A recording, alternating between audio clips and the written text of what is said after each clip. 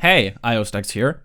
Over the past couple of weeks, I've been working on an aim training and warm-up tool for Overwatch 2.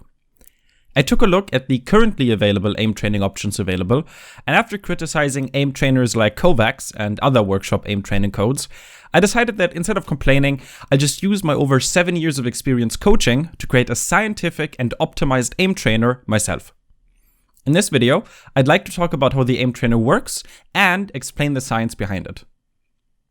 All you need to do to use the aim trainer is head into the custom game section of Overwatch 2, click the orange create button, then head into settings and click the import icon. The code for the aim trainer is JPYHG. Simply paste the code in and head back to the custom game lobby. You can click on start and get going. Once you load into the map, you'll choose the character you want to practice on. At the top of your screen, you see a little bar, a speed display, as well as a display for the highest speed you've reached in your current session. Each session starts at 50% speed, updating once you get the first elimination. Once you get your first elimination, the timer will start to tick down. As you start clearing the bots, the game mode will automatically detect how well you are doing based on how fast you can take down the bots to adjust the speed. If you do really well, the game speed increases, and if you struggle and fail to get a kill before the timer hits 0, the speed goes down to a lower level of difficulty. You also have access to a few settings in the top right corner.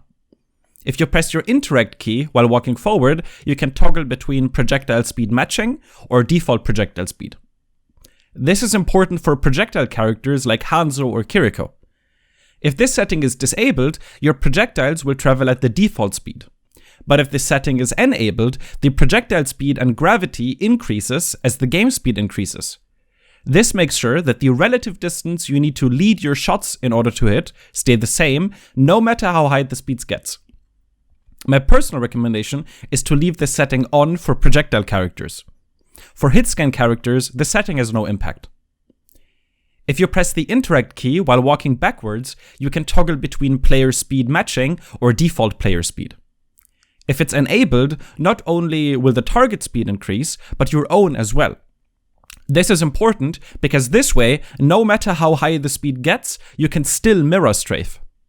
Mirror strafing is when you mirror the enemy movements so your movements cancel out and they stay on your screen.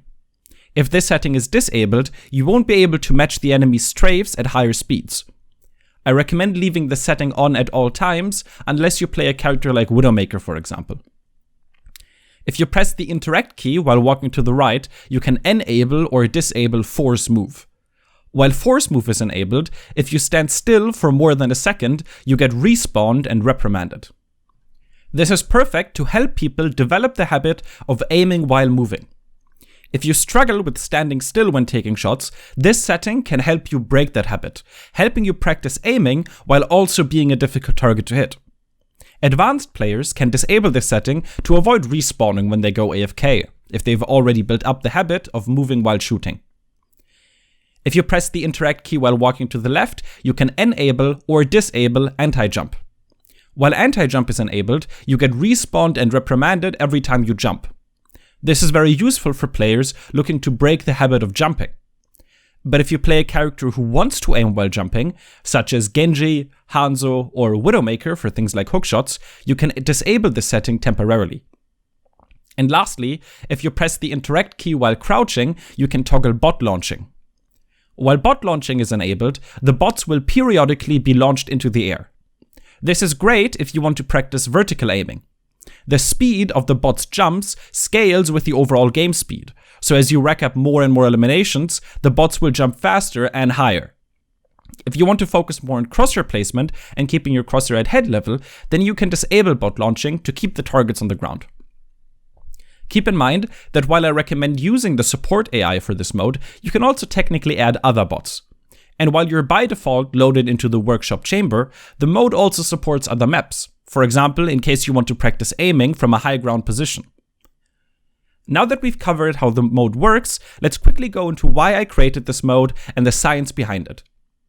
DPO stands for Desensitization Progressive Overload. The easiest way to think of desensitization is that if your brain receives an intense stimulus, it will become desensitized to it. For example, if you eat spicy food regularly, your brain starts to desensitize that sensation, until eventually you can eat super spicy food without breaking a sweat. The same applies here as well. By practicing at higher and higher speeds, your brain will get used to enemies moving quick, to fast sudden strafe movements, and by aiming at smaller and smaller targets. Over time, your eyes get better at tracking fast-moving targets, and the game will quite literally feel much slower in comparison.